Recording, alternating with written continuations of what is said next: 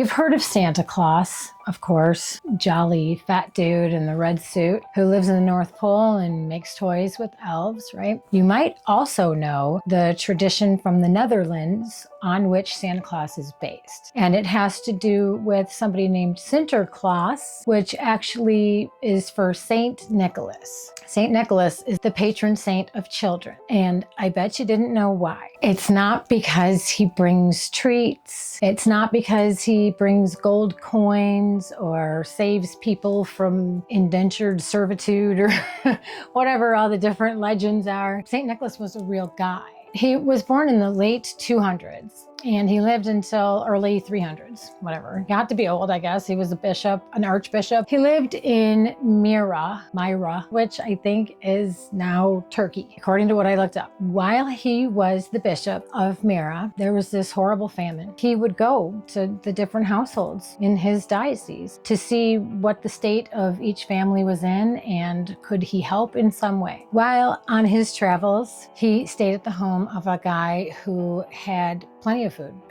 St. Nicholas sat down at the table and the man served him this huge plate of meat. And St. Nicholas was like, how do you have meat? Where you be getting this meat? Where are you getting this meat?